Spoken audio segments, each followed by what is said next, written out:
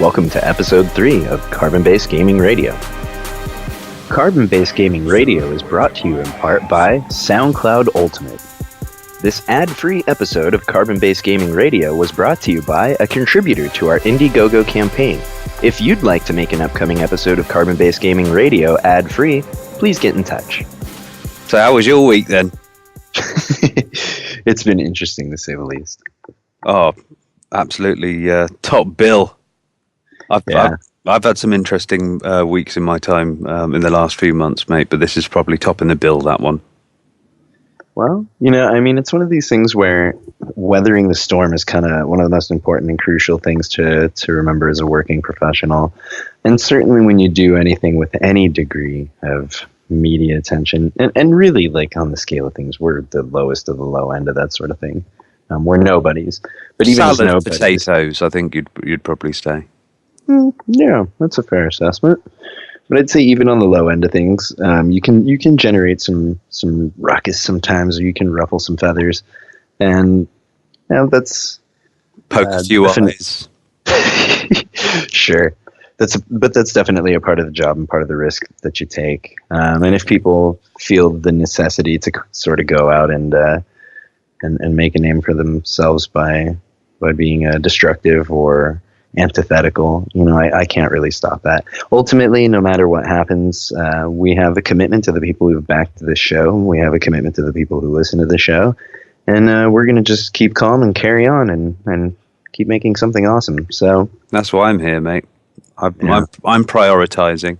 There's things you can do, things you can't do, things there's no point doing.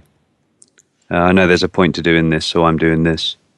Right. I'm going to choose to focus on not letting the people who've supported this show from its very genesis fall by the wayside. So, we're already 3 episodes in, and that's what we got to keep doing. We got to do at least 3 more. So. And I want to say thanks to everybody who hasn't actually just suddenly kind of gone sort of like, what's up? I'm not sure about this anymore. Everyone, every single one of you. You've all come and said, carry on doing what you're doing, guys. And I just want to say thank you to everybody for that, because that's put loads of wind in my sails. Yeah, ultimately, the people who we're directly responsible to are the backers who financially made this show possible, and we've taken every step to ensure that every single one of them is personally satisfied with the direction of the show. And with the direction of the show. I was hoping you were going to finish that sentence. Whew. Anyway, yeah, let's get on with this, because we've got stuff to do. We've got content. I don't know why we're sitting here yakking away then. Let's get to work.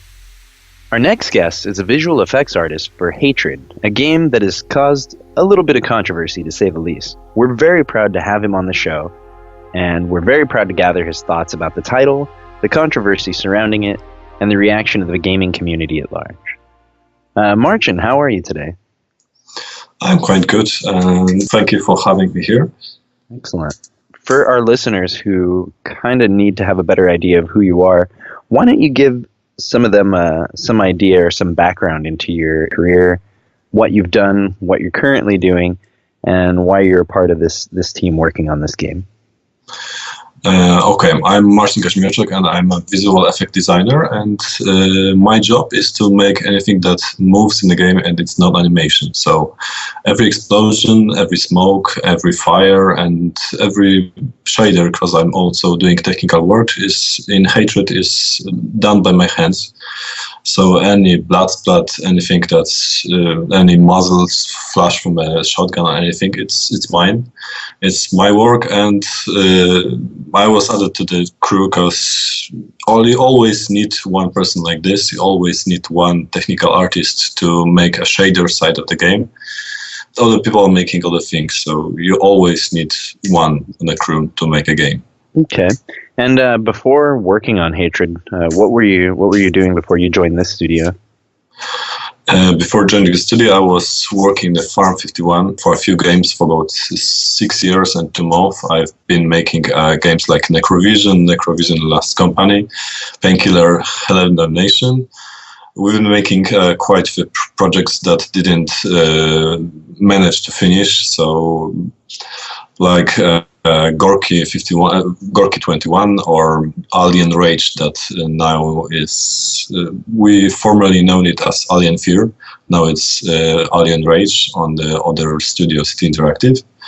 I also helped to make Two Worlds 2, and our company, but without me, helped to make The Witcher first. So we've made quite a lot of games. So. And so, from my perspective as a journalist who covers video games and the video game industry, there's been something of a renaissance in video game development in Poland over the last decade. Why do you think we're seeing such an influx of high-quality games from the Polish game development community? Is it just that there's new financial incentives that are pushing the development community there, or is it really just the gaming community itself in Poland that's pushing, groundbreaking titles? The first thing is that there are many talented people in Poland, and we don't move to move from Poland. So there are a lot of good workers here that can make games, and there are quite a few studios, and it's easy to find a fine crew to make a game. It's easy to start a new startup to make something small, but there are also some big companies, so you are not afraid to be a game dev.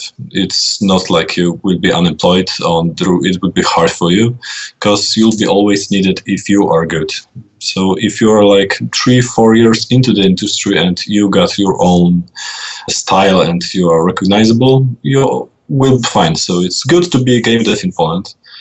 And the second thing, we are a big society in Poland. It's not that we are not talking to each other. We got our platform for communications, so we kind of talk every day. Every dev in Poland can talk to every dev in Poland, daily basics, just like now. And this communication helps, because when you want to make a new startup, you just ask, is it possible? You ask for help. You can ask other developers, what do they think about something, about your idea, and you can judge their idea, and they can use this opinion or don't. So it's quite very, very good example of how making everybody talking from every company in one country, and it make everyone very creative and very brave, because you are not afraid of making something wrong, because everybody can help you.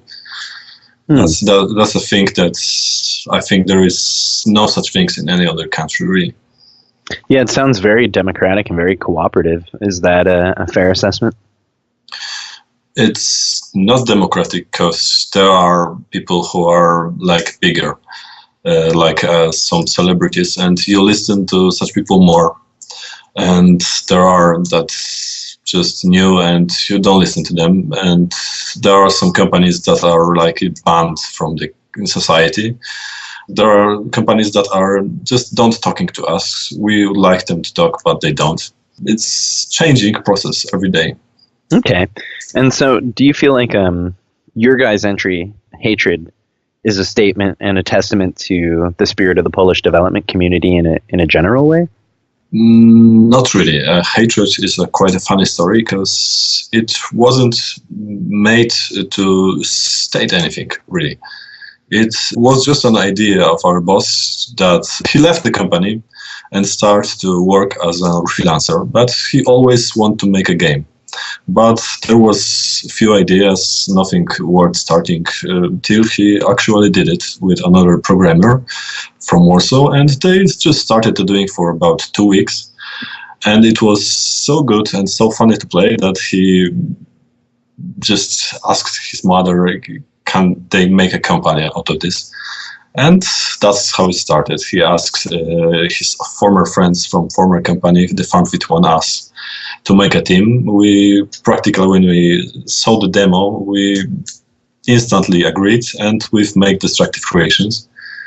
And we've found money for the company, and we started development. It's to the trailer, we've been making this game for about 3 months, but with a crew that's working with ourselves for about 6 years. So it was quite easy and was no any growing pains. We just sit and start making this game.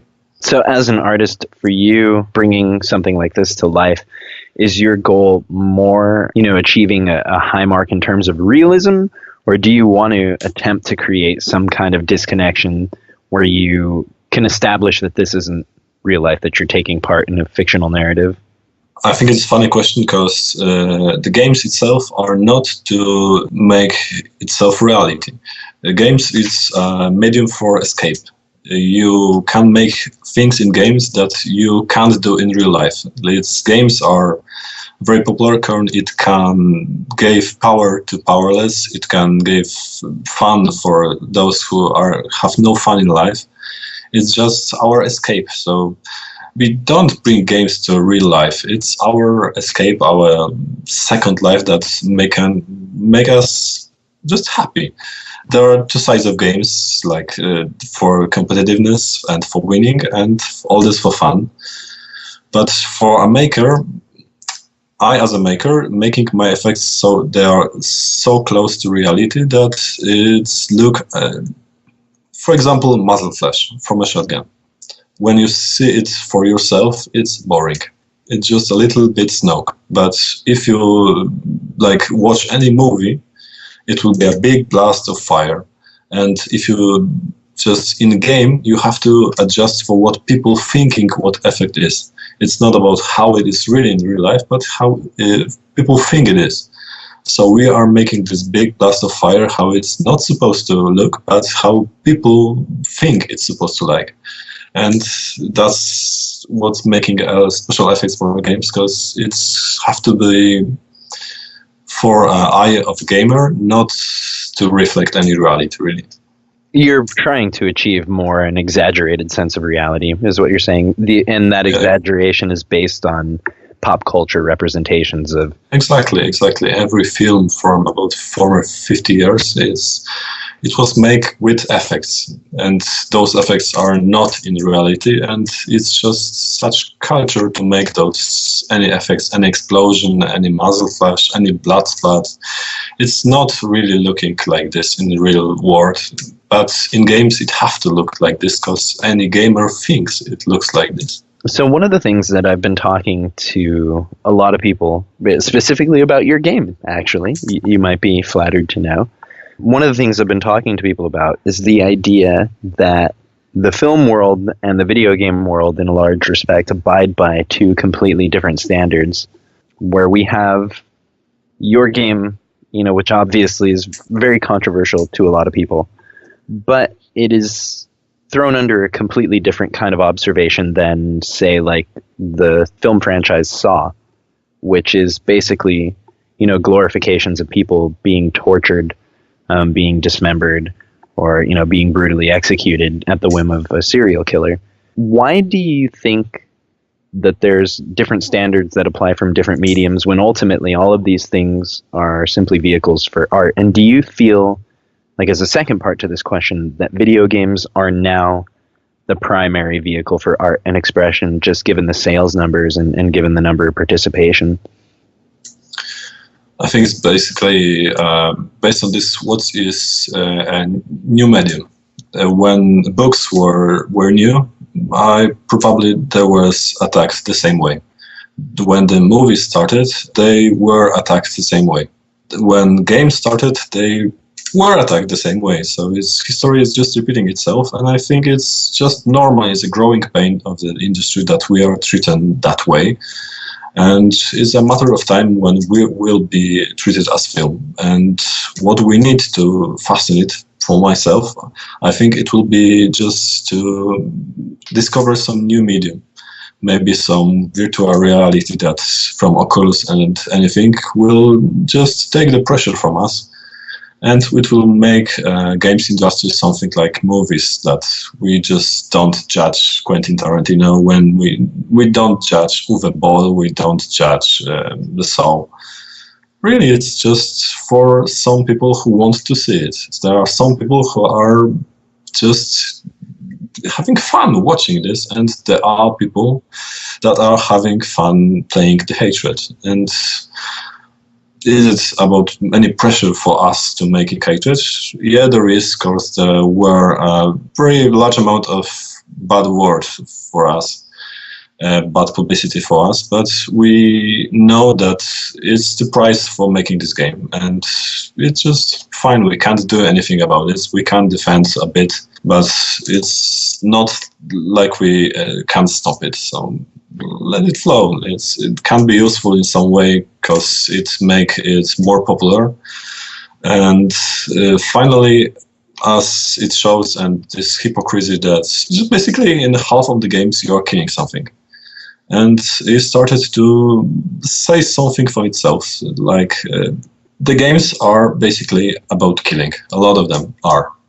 And if you are making this honest, you're probably more true about yourself. And I think being true about yourself is a good thing.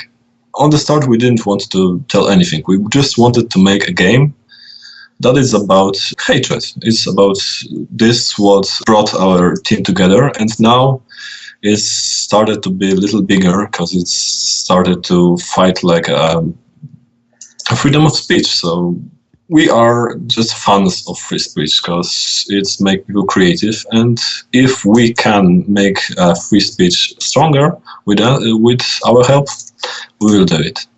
So, Marcin, obviously, Hatred, the announcement, and the trailer that you guys released has generated its fair share of controversy among the gaming community.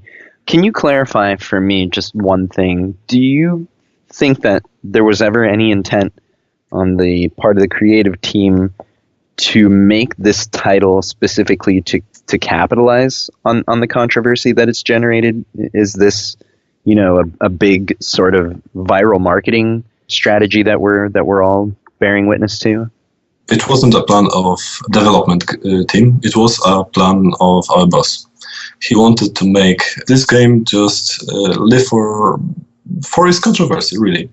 But for us from the development team, we're just making the same game we've made for years. Just what happened is like few little things, like there are no hero, there are no justification for what he's doing, and maybe environment is a little more open, but it's probably the same like in our former games, in a space, in a size.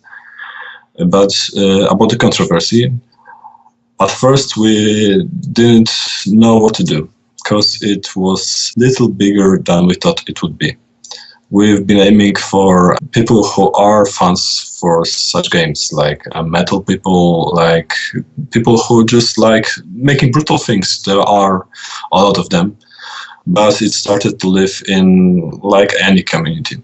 It started, any newspaper started ringing us, like Build, CBS, anything really from the whole world started ringing, started mailing, and it was like really, really big at start, and the numbers from our site was tremendous, really. About 600 people every second on our site, so it was insane. And we weren't prepared for it to came to the pop culture, because now it's living everywhere. We're prepared for it to just find its own tribe that will buy it and will enjoy it. And this was what we're preparing for. One of the things in that answers that kind of sticks out in that answer for me is how you sort of refer to the fact that you guys are just doing the same job you've been doing for years, except the context is a little bit different. Do you think that it's just an issue of framing, that there's not really much difference between, say, Hatred and another Polish developed game that's hyper violent, Bulletstorm? Do you think it's just really like you said, you're creating the same effects, you're creating the same blood, dismemberment, and disfiguration you've always been? It's just now the context is different. I think the only difference is context, really. In the Bulletstorm, from Adrian Chmielarz, our friend, it was just about fun and about some story that was quite silly, but it was game about action and not about telling the story. It was just for fun, for pure fun of dismembering bodies on the air of low gravity. And in hatred, the only difference is that it's based on next door home with a guy that has no any story, no name, and he's just hating everybody and just going for his crusade. And basically, technically, it's the same. Only difference is there is no color in our game because we want to make it a little different from reality.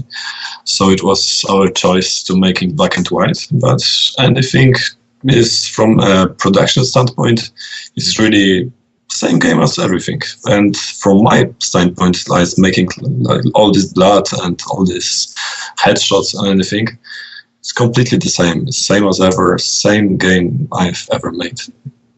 It's just same, really. So do you think that maybe there's just an issue with the consumption of media, or there's an issue with the hypocrisy of how media is consumed in terms of framing? Or, I mean, can you kind of play the devil's advocate with yourself a little bit and see where some people have reservations with, say, shooting an unarmed woman in the face as opposed to throwing a guy with a sniper rifle into a cactus so all of his legs blow off? I can't defend myself here because I've been playing this game for a while, and when you are playing Bulletstorm and when you are killing something, it's just something. It's not resembling any human, and it's fun because you are not feeling the pain of watching this because empathy doesn't turn on. In hatred, you are quite feeling what you are doing because it's just a normal working person you've encountered on the pavement and kill him. And just, it's not easy to play this game. It's a whole different experience. It can start be fun for some, because about half of the people starting to play this, they start laughing because they can't hold on the same for themselves, and other half are just being shocked because they are feeling of this pain that you are causing to other people. And I think it's kind of valuable because they've tried, they don't want to try again, and those who found fun in it, they found fun in it, and it's for them. It's not for everybody. Right. So it's just, you can't defend itself. It's kind of way of you escaping from reality, and you can't find it fun or not. And I can't make someone find fun in it. It's just for some people and not for others. It's fair enough. Another thing I want to ask you, just in terms of, you know, the defenestrations of things like this, where do you see the place of, you know, advocates in terms of the media? Do you think that there ever is a place, a time and a place for advocacy in the media? Do you ever think that there is such a thing as too far? And do you feel like there's ever going to be a point in time where Destructive Creations has to step in and say, hey, this is just a video game, guys. Everybody chill out. There was such a moment because at first we were accused of being Nazi. And we were just, what? Because just Nazi killed 6 million people in our country during the war, so it's kind of life topic for us. And that was the first time we wanted to stop anything, but it is just a video game, we are saying in the whole time, because it is just right for us, and we are really honestly thinking like this. But it's we don't want to stop debate about this, because having a debate about this is just a value for ourselves. We are beneficiaries of a free speech, so we won't advocate anything and stop a debate, because we have no right to do it. No moral right to stop any arguments about our game, because we are the effects of arguments. So if someone stopped it before, there wouldn't be any hatred and destructive creations. So we are not planning to stop anything, because we have no right to do it. So obviously you can't go on making hatred 2, hatred 3, hatred 4 for forever in perpetuity. I'm sure you guys have plans to work on other games and other stuff in the future. But for the time being, this is going to be the thing that you guys hang your hat on, for lack of a better way of putting it. How do you feel personally, knowing that for a lot of people, this is going to be the thing that you're primarily known for? About those continuations, we know that hatred is like a one-shot idea. The former game about this was Postal, and it was made 17 years ago. And I think the whole point of making this popular and just state anything is that it's a single one-shot game that won't be making any remake or a second part, because it won't be the same. Now we are some new things, and that was our strength, because there was nothing like this in a near and distant past. So it's not like we are planning to make a second and third and fourth, and we are going to switch to more normal games. And about our consequences to our future, it was our chance to be known, and it is a value for itself to have a name, to see 1 million people see your work and see your creations and judge it very, very strict merit. And you are called professionals, because there was a lot of people thinking that this idea is maybe sick, but the game is made really, really good. And if I ever think about my future, I'm thinking that I want to ship a best game I've ever made, because it will make a name for myself. And if it will cost some of my opinions in some people's eyes, so be it. Really, I've got to face the consequences, and every person in our team are facing the consequences right now, and they will be in the future, because they've gained something in return. Really, there's something for something. It's when you are making a wind, you can get wounded. Really, your country has very different gun control laws than the United States, vastly different gun control laws than the United States. And obviously, in the U.S., gun violence is a heated and controversial topic, to say the least. And the tragedies involving guns seem to happen in the United States with more frequency than, say, specifically than Poland, for example. Do you think that there was ever a thought or a concern releasing this into the worldwide market, that it should be tempered or toned down for specific audiences? Or did you guys, kind of release this knowing full well that there was this type of political climate in the United States, which might end up being, a large consumer for this type of game, because, shooters sell well in America? Just kind of taking all of that into account, give me some of your thoughts. About about gun control. It is very close topic to us, and I will explain it later. But I think in America, the gun control is right. I know you are paying the price, but statistically, those lives that have been taken by guns are really, really lower number than what you've experienced without it.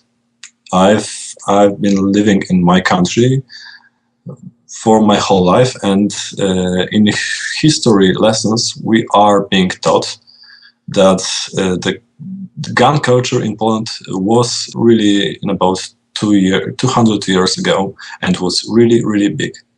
But we've been taken off map by Russia and our neighbors Germany, and first thing they've done was taken the gun from us.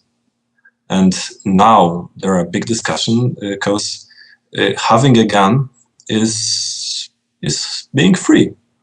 And having a guns in a country is making your country uncontrollable for any attacker, for every other neighbor who wants to attack you.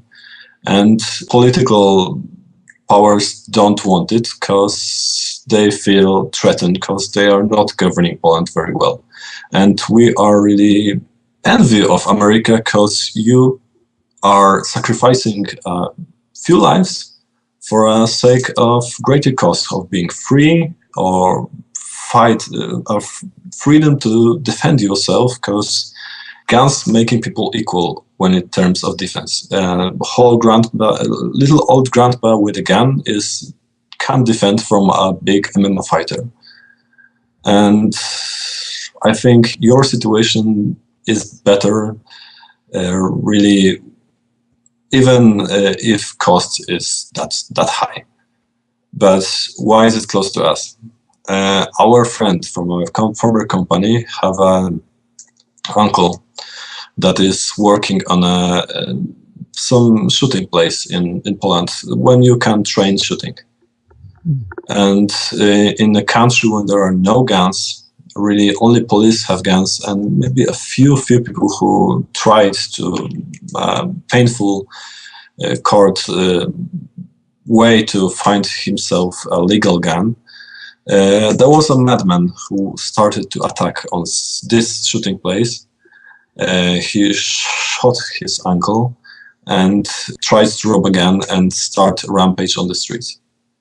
And only one thing stopped him, is that on the doors there was one person in about few kilometers radius who accidentally have a gun.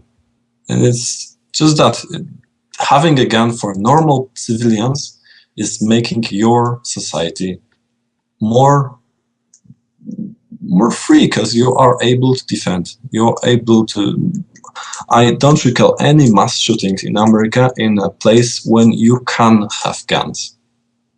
Really, it's only on the campus, on the cinemas, any places when you can't have gun, can't defend yourself. And I think it's not coincidental. And this is, as straight out a question as any, do you guys expect that this game is going to be profitable? Do you guys expect a ROI, return of investment, on this? We think yes. Really, it's straightforward. It's so popular that we think it will sell. And we are confident enough that we will make buyers happy, because we are making it good, really. We are confident of that because it's not our first game, and it's our pride to make it enjoyable and easy to play. And really, you will see it's in the first trailer you only saw brutality of this game, but then you will see a freedom of movement, there are really detailed graphics, and all those things that are making the games easy to play and easy to enjoy. Okay, and then here's my very, very last question. I saved kind of the big one for last. You mentioned Postal earlier in our conversation, and that brought to mind for me a number of these titles that have featured the killing of innocent civilians or, innocent NPCs, like Grand Theft Auto, Postal, Postal 2, Postal 3, Saints Row, any of those kinds of games. One of the things that those titles have always been able to fall back on in terms of framing that violence when facing criticism from the media at large is the fact that all of that stuff is framed satirically. But here with Hatred, it's obviously not very satirical. It seems like it's very, very grim, very dark, and very serious. Do you think that puts you guys at a disadvantage where someone like Rockstar, with a multi-million-dollar PR team and the ability to say, hey, it's just kind of a joke, they're able to get away with more and you guys will be able to get away with less? Do you feel like that kind of puts you in a more precarious situation where you can't say, yeah, it's a joke? No, it's just pretty straightforward. Two things about it. First Postal wasn't funny at all. There wasn't satire in it, and you can ask the makers. It's really totally serious game. There wasn't a single funny thing in this game besides a demonstration of too much brutality in games. It was only funny moment in Postal 1. And Rock, Paper, Scissors, they knew what were they doing to switch the whole series to more satirical sense, but we were against it. And we are making game Hatred, just as we thought it's supposed to happen to Postal, so it won't be any satirical. And about this whole big Rockstar and their PR stuff, we know that we can't manage to make any such splash to make people think something like Rockstar, but I think it's a big fraud. Because when someone's starting to engineering your thoughts, I think it's just not right. We are being honest, and we know we can't get away with so much as them. But I think people are knowing that we are being honest about it, and we are facing the consequences. So it's a value for itself, and it's just another. We are on a different place than Rockstar. Rockstar are position of power, and they are making something they want, and they want some big department to defend it for itself. For this, and we don't want to defend ourselves because we want people and customers to judge us. Probably because we can't do anything different, but that make us honest, and that made this game a whole lot popular because we didn't started any public relations stuff that to cover anything, to hide anything. We really attempted to respond to any interview in the whole world for any newspaper that asked us to do it. And that's just a different way of making a marketing. We wanted to be honest, and it was whole center and just first and last thing we want with our marketing. And I think the other way that Rockstar is doing is just not honest. And I think people are starting now to value honestly very, very much more than this public relations stuff. Thank you very much for that. That's an amazing reply. So I'm going to go ahead and turn you over to Robin for the last 10 minutes or so here. And Robin's going to just hit you with some of his thoughts. So Martin, you've got exceptionally good English. Where did you learn it? Did you come to England to learn it, or? I've never been to England, really, besides Gibraltar. I've just been learning from really a young age, with something called Callum method. Maybe you've heard about it in England. And I've been playing games all my life, and every game I've played is in English. So every movie in a word is in English, so it's worth learning. A really fine language, and I like it really. I like the culture. And the second thing, I've got a strange hobby. I'm American football player in Poland, and everything is in English. Every match is in English. Any transmission is English. It's must have to learn this language. That's the power of gaming, isn't it? Yeah, it is, because I've known people who are talking English solely based on games, without any teaching. They've just learned it from games. Right, onto hatred here. You've gone with, obviously we live in a very much a 3D world. Why did you decide upon the top-down approach? The main reason is we've been making first-person shooters our whole life. And we wanted a big change, and it was a part of deciding process to start a company that we want to make something different. And ISO shooter was just right choice, and we've thought about technical difficulties that making this, because you are making all the assets smaller, less detailed, and it was fun and something new for our brains to make. And it was just fun at first. And the second reason is because this genre is originally came from ISO shooters, and we've just wanted to back to basics. So you've gone, from what I understand, I was going to ask you what the plot is, but from what I can understand, that plot's pretty simple, isn't it? Have you basically decided to basically just throw away all pretense of there even being a storyline here, and just going with blow it out the end of a shotgun? There is a story that will make you like, at the end of the game, you will be like stunned what happened. Maybe in the half of the game, you will realize what is a real aim of the game, and you'll be either shocked or either maybe amused of what we've done. But there is no prehistory for this game. You are just this guy standing in this place. He has no name, no justifications. It's just your alter ego with long hair and a big black coat. And there is no existence a history, but there will be a plot in this game. So obviously you've had plenty of press come your way. Has it been mainly bad, mainly good? In the mails, is about 90% are just go make this game, go amuse us, shut up and take my money, and any positive response. About 10% is go die or something. So we are winning this war in the mails. In press, it's kind of opposite, because there was really only individuals that fully supported us, but we've expected that. Really, it's work of those newspapers of what they are doing, and we are not judging that. Have you sort of like had any special interest groups or anything like that try to stop you from this? There's always one.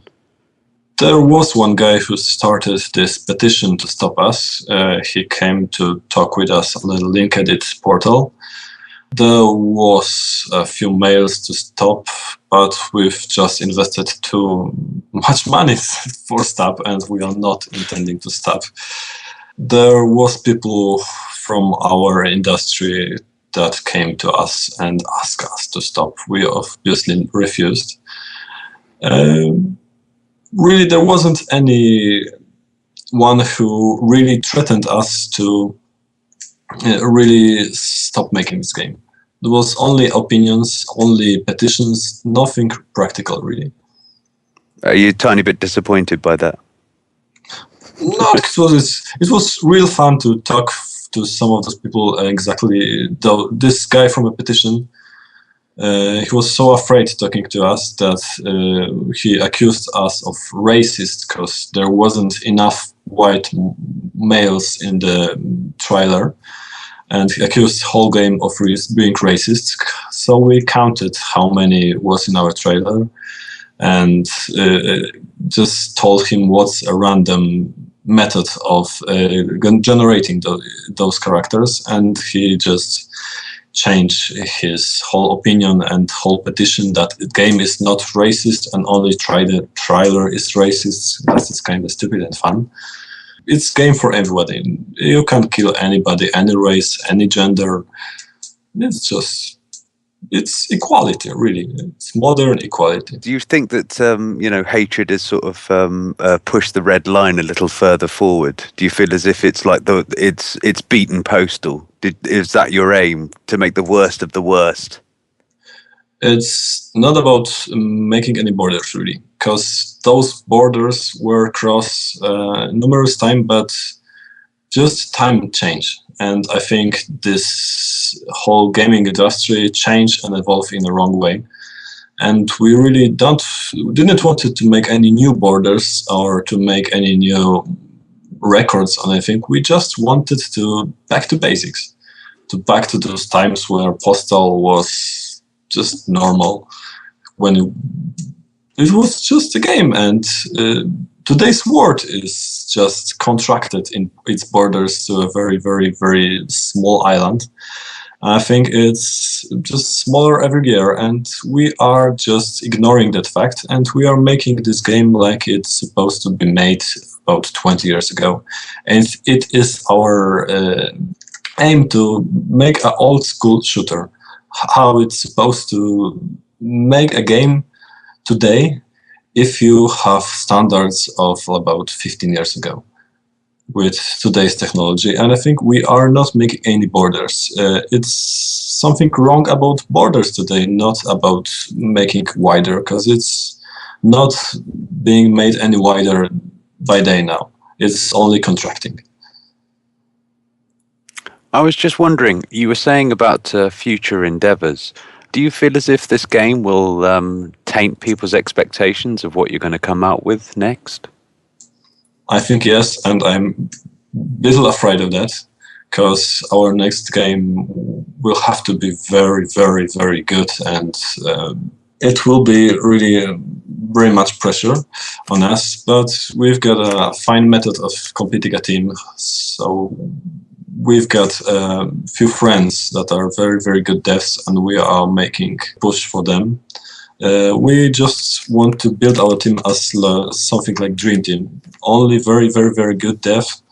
And I think with this approach, we will manage to live up to expectations from anything that will come in the future. So what were you expecting to do next? Maybe a golfing simulator, something like that? No. It's top secret now, but it won't be so controversial as Hatred, really. Not even half, not even triple or fourth, no. It will be based on solely other idea.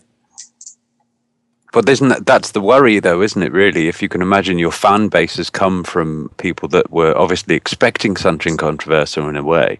I think there are much space to satisfy those customers by making a port to consoles, by making DLCs, and holy grail of our game, I think, is co-op. That would be very, very fun. When we ship this game, and we will have money for this and know-how for this, we are planning for making a co-op for our players. And thing that everyone asks of us, level editor. Anybody wants to make his old neighborhood, maybe its own parliament or something. We are not making such places, but if we manage to make some editor that will allow someone to build its own place, that would be really, really big. Earlier you mentioned the film Sin City as sort of like an analog towards what you were doing here. Is that really to do with the styling more than anything else? And could you maybe name any other films that you might think would be sort of along the similar lines to what you're doing here?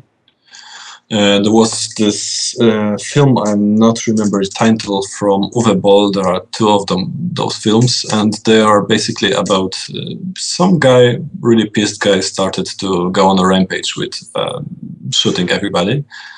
And it was a film that we've really watched and started to wanted to find some nuances about the genre. Sin City is only about graphics. We just wanted that idea that separates a story from real world, because we didn't want to make a real world. We want to make some reflection of real world, and Sin City got just a perfect approach for that. And we've just tried to make our own creative version of what they've done in this film, because we really respect what they've done, and it was perfect in this film. Is anyone upset that there's only a white protagonist? Yes, there was. Of course, but it can change, because our animation systems that don't allow any animals or children allow us to just fluently change any character, also main hero. So I can imagine the mod makers wanting to have some small child running around gunning. No, small child will be really hard to make, because this animation system only allowed a center, some height on any, so it's really, really hard to make a children. You can't make someone really, really short. It just basically for us to make this fluent and a good animation, we've decided for any skeleton in the game was basically very, very, very similar. So we sacrificed any children, any animal, and for the other reason, there are some fathers in our team, so children wasn't a really good idea. And the third reason we've really found about it, because in an ISO shooter you are not making an easy to make someone shoot lower. So you have removed children then? You've removed children completely from it, or they just run away and can't be shot? No, we removed children from any idea before even started to make this game. There wasn't any children, and the technical difficulties of making ones are really too expensive for us.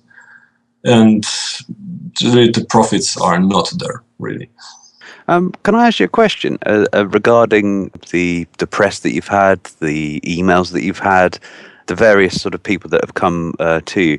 Could you tell me sort of like the best emails that you've had, or the best email that you've had, and perhaps maybe even describe the worst to me? Have you got anything like that? The first email that really make us laugh was "Shut up and take my money," and we really laugh a lot about this.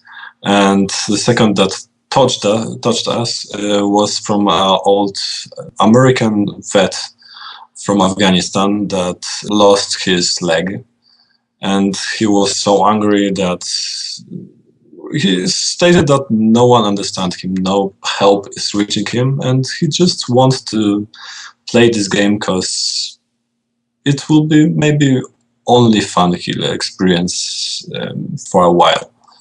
And that was like, oh, that was touching.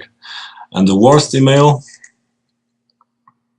I think I really can't recall any, but we've started our forum in our website. There are really many hundred people talking in our forum, and it's form an environment for itself. There are a lot of funny stuff there. And we've experienced some trolls there, like "we will take you down" or something, and that was least pleasant because some guy threatened to make a DDoS attack on us. It hasn't launched yet. I think it was a fraud, but it was unpleasant because our servers are in danger. We don't want it. But really, there was so much hate for us that we really don't remember anything that was the worst. Maybe this one site that called us neo-Nazi because one of our friends got a shirt with cursed soldiers. Those soldiers refused to stop fighting after the Second World War because Poland was left to Russia, to Soviet Union. And we basically didn't regain our freedom to 1989. Those guys were just idealists, but they were just fighting the new enemy. And for that to be called Nazi, I think is above the line, and it really hurt us. And we want to find this person who started it and just sue him and make him pay.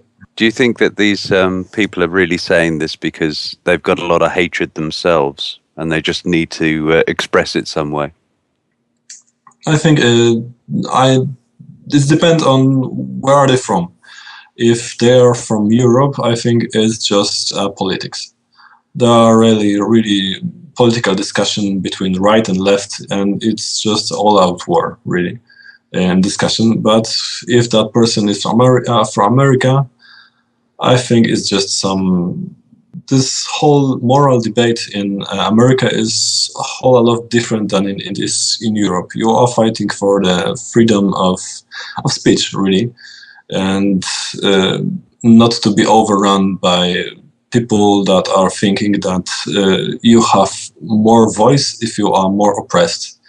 And we are not experiencing it in Europe. It's totally different in those two continents. And I think it depends on where is this person from. Maybe it's just attention seeker from America that just wants to be oppressed and start all this storm about us. Maybe it's just some political activists from Europe. Well, from what I understand, there is in Sweden, I believe, a campaign to get a sexist as a label for a computer game. So if a game is described as sexist, then it would be labeled as such. What do you think about that? I've know quite a lot about Sweden because there is a very far left government there, and truly there is no freedom of speech. You can't tell certain things, and you can't criticize immigration, for example. You can't make anyone offended by yourself because you are going to jail by law. You don't have to go to court and someone accused you. No, it's just a nation accused you of some, like, label you sexist and you are going to prison because there is a law and country wanted that. It's just the effect of left in the government. And I think it's in their style to make such a thing because it's totally normal for them.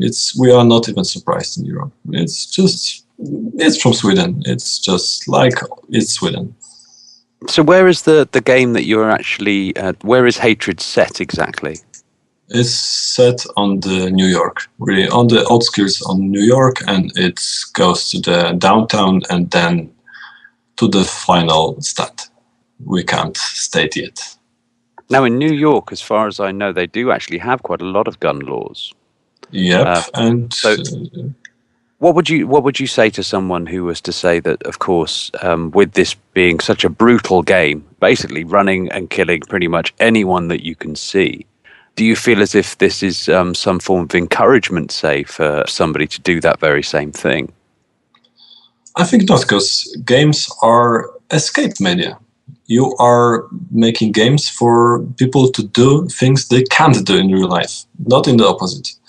Even in Gamma Sutra, in recent articles, there are real broad statistic research that prove that brutal games are making a youngster less brutal because they are experience this in the game and don't have to experience in real life, and that's how it's working. It's just escape from reality, and it's not encourage you to do things. If this work like encourage, I've been raised on the Blood, Doom 2nd, and Duke Nukem, and I'm not some psycho that are shooting anything. Really, we are generation raised on such games, and we are normal. And it's not coincidence, it's a proof that games not making us brutal. Maybe like us, but not games. I wouldn't necessarily call us normal, but we certainly are peaceful. Martin, essentially, the characters that are going to be in here, is there any context to them? Is there any backstory to any of these characters? Or are you really just seeing them as just a target? Do these people have a name? Do they have anything that's going to lead you to understand anything about them? We've based our gameplay on speed. We just wanted to be fluent, and for us to make think to stop and read it won't work with our gameplay and feel of freedom and speed for our character. So we've decided not to do it because it will stop player from playing, and we know we are sacrificing something, but we are gaining more speed in return. And it was our decision not to make any such things because we wanted this game to be fast-paced. Fast-paced was our priority. And this personal stories was sacrificed in making a design of this game. Thank you very much, Martin. Thank you very much. There's not a single person who I've shown that trailer who doesn't end up with some kind of a strong opinion about it afterwards. Mostly negative, I'd say. Yeah, for the most part, it's been kind of overwhelmingly negative. But there are those few and far between, and I have a friend personally who falls into that category of people who kind of go, I kind of want to play it.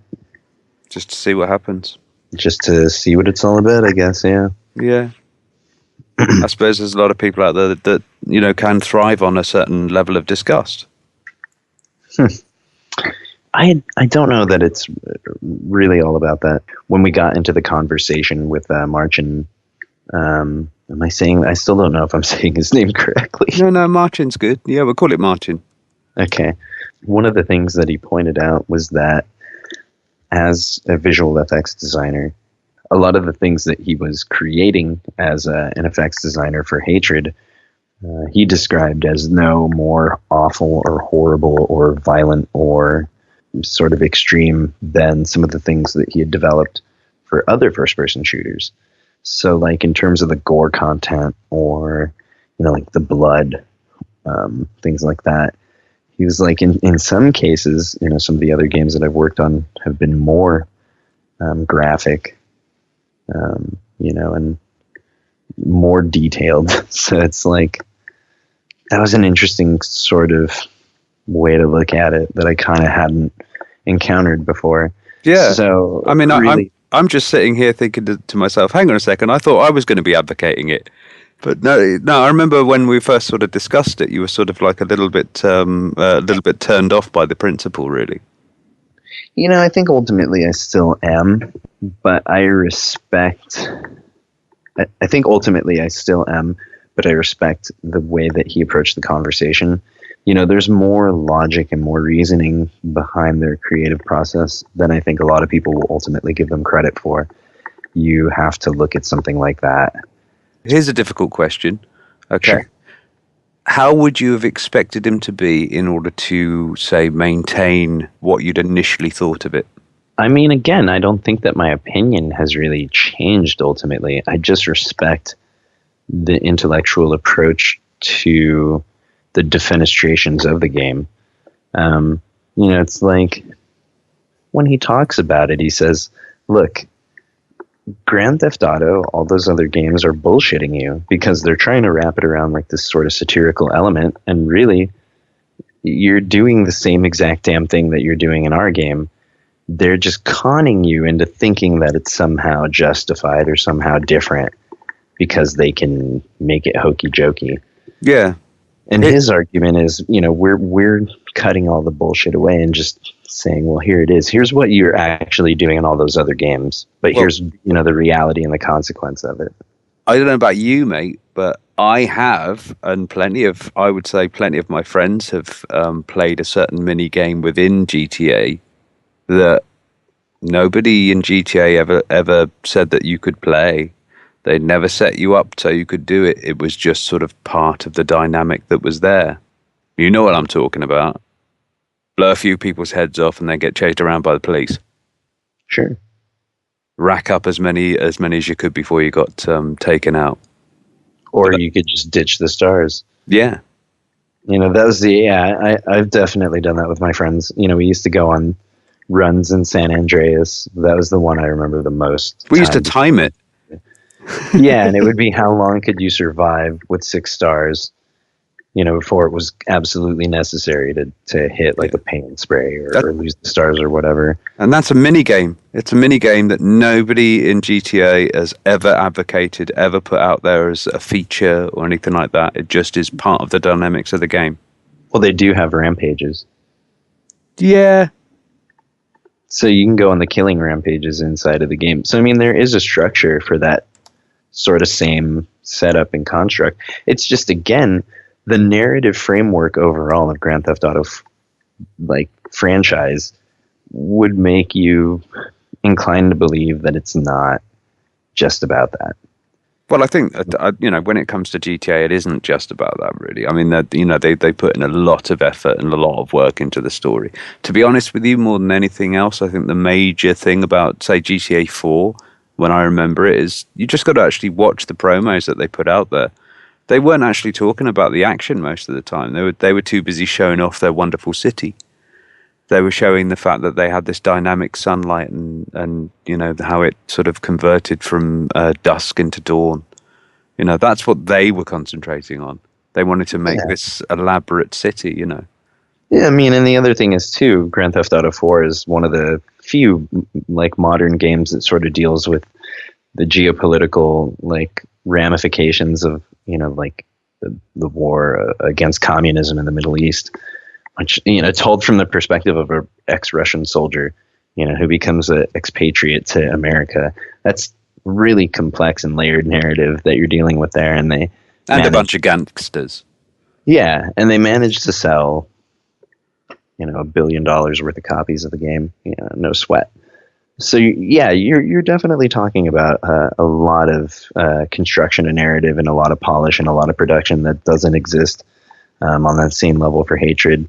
But really, I guess, you know, the reason that I still feel sort of the same way that I do is I just personally, there's nothing in me that makes me want to live out that particular fantasy that they're setting up, where this guy, you know, from the very beginning is saying he has this contempt for people. And like, I play games in a large way because I want to like play a role, and I don't want to play that role. I don't want to be the guy that hates everybody and is fucking, you know, just shooting everyone because he thinks every living person on the earth is a bottom-feeding, scum-sucking maggot. But you just said you did. How do you equate that? Well, I mean, like I said, you know, in that GTA 4, that's just like a mini game in there. Yeah, you were happy to do that. Yeah, but I'm not doing that out of contempt. I'm doing that, you know, like, again, the role I think I'm playing, like you're saying, it's a diversion, it's a distraction that you create for yourself. And my mind can deal with it and cope with it in that way because it's still just all kind of silly. You just don't want to be the nasty one. Yeah, I don't want to deal with that context. You know, maybe it's an issue of my mind not being evolved enough to kind of separate, you know, the two things and just enjoy it for what it is. Good mechanics, you know, fun gameplay, all that. Like, maybe the game ends up being really polished, really fun, you know, really tight to control and well executed. No pun intended. And your inner Puritan will be saying, "No, I can't play it. No." I don't think it's my inner Puritan. It's not, you know, the game I want to play. Like, I don't watch a lot of movies because it's just not the movies that I want to watch, you know. Well, I wonder, you know, it's like if you have a look at a lot of the movies I think we've all watched. I mean, these are places that take you a lot out of your comfort zone. Do they not? Sure. You know. Yeah. I mean, see, now I am sounding like the advocate here. I'm feeling more comfortable now.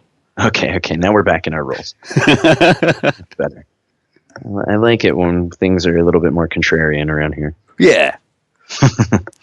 No, I think, you know, one of the good examples of that is a friend of mine. I was hanging out with him, and he goes, "Hey, why don't we watch the remake?" Because I had never seen the original. He had never seen the original. He goes, "Let's watch this horror remake, The Last House on the Left." I haven't seen this film. Describe it. So the plot is that this girl is out with her friend. It's two girls. You know, their parents just like got this home in the woods or something, this little idyllic kind of lakeside town. And they go into town for the day to, you know, get some stuff, some supplies. Does one of them have a ponytail? Soda. I think so.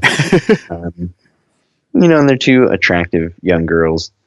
And they end up meeting this cute dude who asks them to come and hang out. And they go to this, like, hotel room with this guy or something like that. And there's this, you know, like, couple there, this weird couple.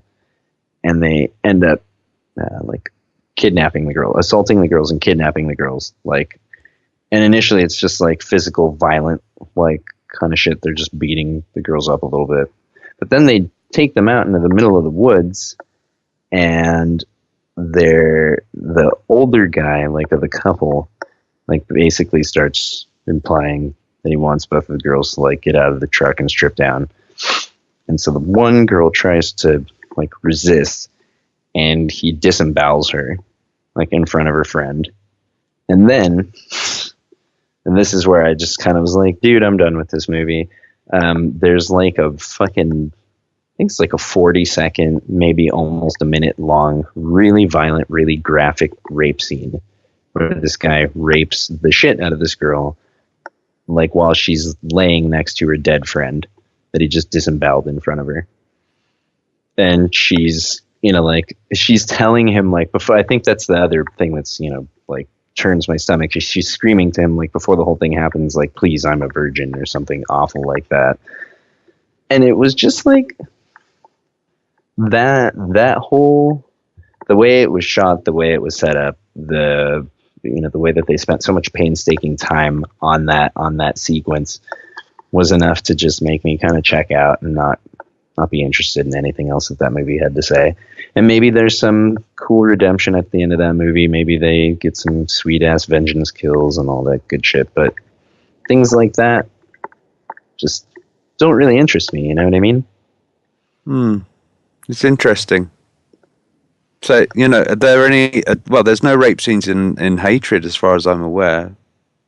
No, I'm not trying to make that connection at all. No. But what I mean is that, you know, I've seen where you've drawn the line there, you know, and you've just had somebody basically disemboweled in front of their best mate, and it's the rape scene that actually started it. Once somebody actually got violated a little in a sexual way rather than an actual sort of, you know, this person's just been completely sort of ripped apart.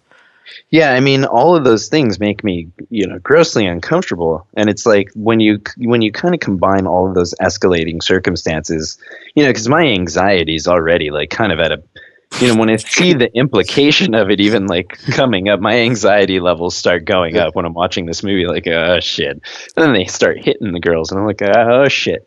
And you know, and it just keeps getting higher and higher and higher. And then when it actually just gets there, you know, it's like, I can't deal with this. Like, I don't watch movies so that I can have a freak out, you know, like, or a panic attack. And I try to watch movies to escape and enjoy myself. You know, I like, you know, my favorite movies for the most part are fun things like Indiana Jones and Star Wars. And, you know, like you know, I like Alien, but what's funny about that, I like the second Alien. Yeah, I'm a big fan of Aliens. Yeah, I'm a big fan of Aliens. If I really had to pick my favorite one, it'd be that one, Aliens. It's more of a swashbuckler. Yeah, it's fun. It's got a bit of action to it. Yeah. Yeah, I love Hudson. You know, this guy who, no matter what happens, like, he's always cracking a really poorly timed joke. Like, I just fucking love that guy. Like, he's the eternal fuck up. You know, and in the end, he ends up kind of being one of your favorite dudes in that whole movie. And you know, that movie succeeds in large part because it's game over, man. Yeah, I love when he goes like, well, what are we supposed to do? Huh? He's like, this girl survived here for 6 weeks without food, supplies, or training, or any help. And he goes, oh, that's great. Well, why don't you just fucking put her in charge? Like, you have to love, you know, those moments like that. Because it takes the funny thing about Aliens, really, think about the setup there. You're in this place that's overrun by these, you know, creatures that are basically apex predators. They're evolved, you know, to be superior in every way, shape, or form, and they outnumber you by numbers that are like just like depressing. It's almost as if you know, remember what we were saying about Doom and stuff like that, is that if you do have sort of like an overwhelming number of nasties and a big fat shotgun to take care of things, you're there, you're ready to go. Yeah, you know, fuck these. You know? Yeah, it's that feeling. It's like, yeah, things may be bad, but at least I got a full clip and a shotgun. And Aliens makes you feel like that. It's like, you know what? Things may be shitty, but there's just that slim chance that we might be able to pull it off. And I think the best things that resonate with culture in a big, gigantic sort of a way they do that. They achieve that. They take the impossible and they give you that narrow little slim chance of hope, and they capitalize on it. You know, that's why Star Wars succeeds. Yeah. It's this little fucking hick from a farm town. It's basically like, in the American, you know, context, it's like finding some little kid in a cornfield in Iowa and being like, "Hey, dude, do you want to learn how to become the greatest baseball player of all time?" It's like, I don't know what baseball is. It's like, it doesn't matter. Get in the truck. Yeah, and that's why guy walks up to a girl in a field, goes, "Shut up and get in the truck." That's a completely different movie, dude. Well, you know, that's the Anyway. thing. If you really look at how Obi-Wan Kenobi approaches that whole situation, he could be marked as an intergalactic pedophile under the right circumstances. Just like, you did what? You grabbed a farm boy and stuck him into a ship with a smuggler and a Wookiee, and then took him to a Imperial-run space station? Do you want to go to a different planet? What? Yeah, I mean, I don't know that George Lucas could get that script approved. That today. happens to me all the time these days, you know. Yeah, like you think about that setup, it doesn't sound very good. Just on like those basic terms. But that's what I mean. So we're gonna have a grown-up conversation, weren't we? Yeah, let me tie it all the way back. So oh, this is your plan. Now you see the webs I weave. So the whole thing I'm eating at really is that for something like hatred, I check out because it doesn't resonate with me or succeed on like capitalizing on any of those things that make me want to take part in the medium. You know, no matter how cute we want to look at something like Star Wars, or we want to look at a lot of those hero stories, the fact of the matter is most of the time the hero has to kill a lot of motherfuckers to get to the end where, you know, he's holding the girl's hand. There's a lot of... Yeah, those stormtroopers have families, you know. Yeah, that was going to be one very sad set of mail that they had to send out after the first Death Star exploded. I wonder which one of them has to do it, you know. There's got to be somebody sat out there on like a really tiny Death Star. The intergalactic mail department on Coruscant. Yeah. It's probably just That's over. Right. The Federation Post Office. You know, when you really like think about that, do you think that they had a lot of like actual like things delivering mail, or was it just all droids? And then at that point, I don't think that it's even mail, right? Because they just send the holograms. Yeah, but then it's a big distance in space, you see. So they couldn't do it. They couldn't do it. Not all the time. How did the internet work back then? Well, that's the thing. It was written in the 70s. They hadn't thought of it yet. No. Back then, because remember, Star Wars takes place a long time ago. Oh yeah, before the internet, far away. Well, then it didn't work, did it? Because it was 1,000 years ago, so we were basically still running around in ships. So yeah, I don't. Maybe you didn't know. Maybe you weren't aware of this, but you know, it hasn't always been here. Well, they probably had something better, and then they came here and built the pyramids and told us all about it, and we just forgot. And the only thing that we remembered was Star Wars. And we were like, oh, it always makes me laugh when people turn around and say, "Oh yeah, the pyramids were built by aliens," and I'm sitting there kind of going, "And that's all they did? They just plonked down 3 really large, sort of half diamonds and buggered off again." It's like, well, cheers. You could have given us all kinds of things, you know, like sort of like special metals and stuff like that, you know, sort of like, where is my anti-gravity bed? No, let's just plonk some big, large, bricky-looking sort of pyramids on the ground. Deal. Well, thanks for that. Why didn't you just bugger off and make some crop circles? Maybe that's like the alien version of pranks. Like, I don't know. Maybe that's like something they do to each other, and they were like, "Hey, you know what?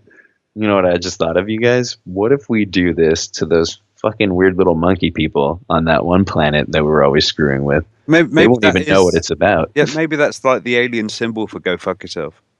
Yeah, like, it's essentially like they got down here and they just had spears thrown at them and they went, "Fuck these people," you know. And just drop 3 giant Yeah. pyramids. Yeah, and they're just basically 3 big sort of like their version of the bird. I like Fuck that. you, the more I fuck think about you, and fuck you slightly smaller. it. And then the Sphinx. And they're like, and just to throw you guys off, boom. Now what do you think? Ah! See ya. Right. I think we've slightly digressed from the topic now.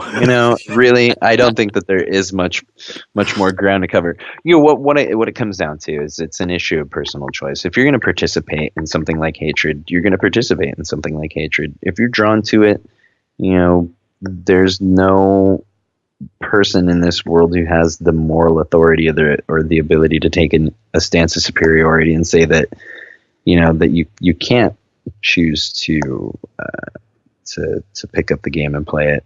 As long as I say that with the understanding that you should meet, of course, like age requirements for the game. So like if it's a mature title, this is one of those rare times where I'm going to strongly advise people to adhere to the ESRB rating that comes down for this game. If you're under the age that it recommends for buying that title, I don't think or perhaps under any sort of medication. Yeah, I mean, it's like what he said. Maybe this is an outlet for people who are having some of those kinds of thoughts, and this is a way for them to get those frustrations out without having to actually go out and do something violent. I don't know how that works. I'm not a psychological expert to speak with any kind of knowledge on that particular subject, but certainly if there are people out there in this world who can somehow benefit from being able to, vicariously live out a potentially dangerous fantasy because they're under an amount of stress that makes that something they need to do, and this game helps them do that, then there's always going to be a reason for the creation of that kind of art for that reason. Yeah. I mean, I was, you can sort of like have that sort of voice in your head that sort of like, that it gives people ideas, and I just sit there and think to myself, so you don't think people have those ideas already? It's there's a lot of times in our lives when we sit there and kind of go, yeah, to hell with the world. Sure. I mean, I think that almost every single time that they run out of the Black Forest ham at my favorite sub shop, yeah, it's just like, what is happening today? I don't understand. No, I mean, we're all pushed to our limits. Really, like it's like I explained in the last show that we did. There's this movie with Michael Douglas called Falling Down, where the whole construct of that movie is that he's just fucking had enough. Yeah, and it paints this guy as an anti-hero, but he's an anti-hero that you can sort of identify with on a base human level, because a lot of the things that he complains about are very, very legitimate. I know exactly what you mean. I boil it down to the words, I can't condone such behavior, but I can bloody understand. Sure.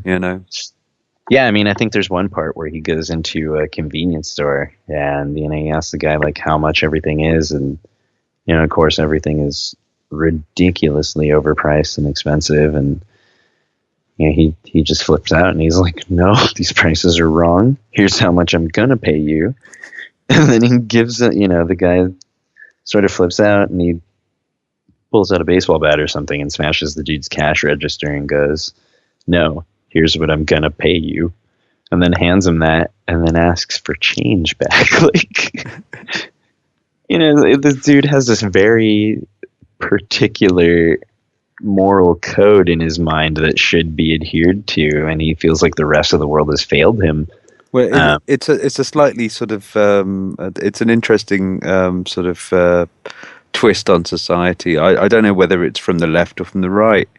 Because it's sort of in that sort of angle of you can't really let me try that again. Oh, I'm just trying to think of the words for it. Yeah, you can't really haggle in Walmart, right? You know what I mean? It's one of those. It's one of those places you can't just walk in there and they'll say that'll be $50, please, and you're going to go, how about 40? Make me an offer. They just turn around, they just look at their supervisor and go, get security. And it's that whole idea of that something's worth what somebody's prepared to pay for, and you're sitting there kind of going, well, it isn't. It's worth what I'm prepared to sell it at. You know, that's where the world sort of got to, isn't it? Yeah, it's one of those kind of peculiar things, and this is where you can see the propensity for something like hatred to come into existence, is that we're a society that's, you know, very much fueled by avarice and contempt. A lot of the drive and a lot of what we as a country have exported globally has been this idea of haves and have-nots, and the idea of, you know, like envy and competition with absolutely everyone that surrounds you. We've sort of managed to co-opt the world into believing that if you're not pursuing a life of avarice and financial totality, that you're some kind of a fucking chump. Yeah. Or a loser. You're not living up to your full potential.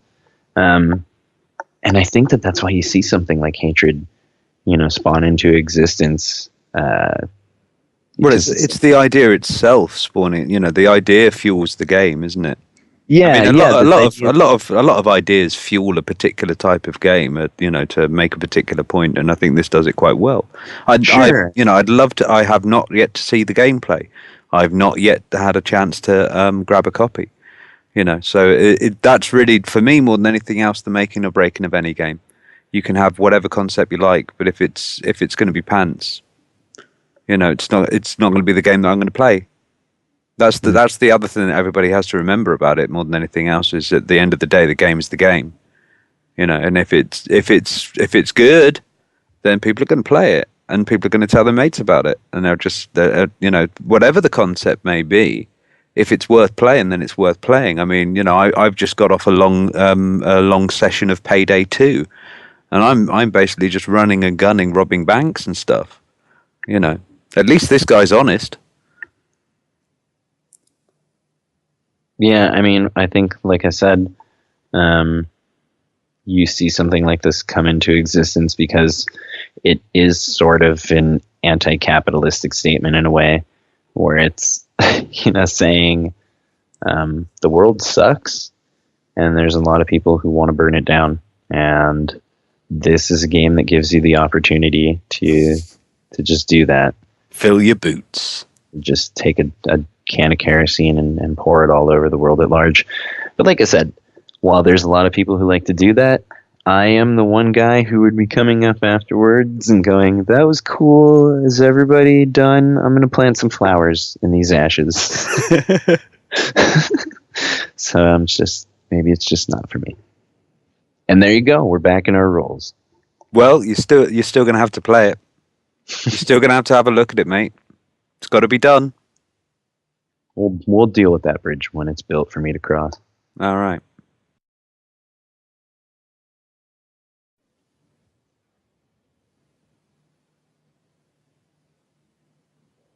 Well, that's a wrap for episode 3. So for me, Steve Tom Sawyer.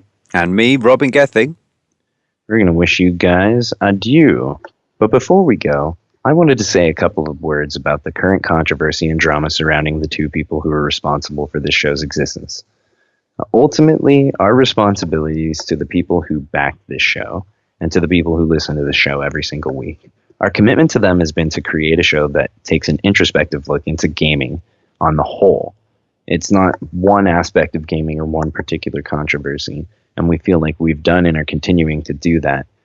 Regardless of the extraneous circumstances that are taking place in our personal or professional lives, this show will be a reflection of our commitment to that idea.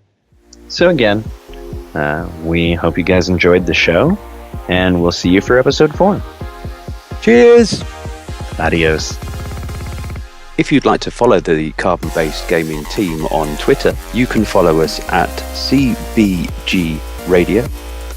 That's CBGRADIO,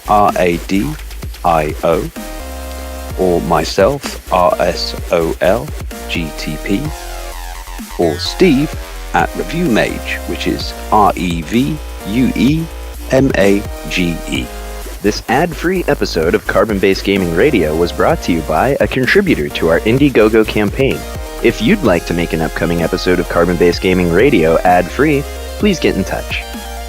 The music for this episode of Carbon-Based Gaming Radio was provided by Major League Wobbs. Check him out on SoundCloud. Carbon-Based Gaming Radio is brought to you in part by SoundCloud Ultimate. Carbon-Based Gaming Radio would like to take this time to remind you to go down to your local library and read a book. It's good for you.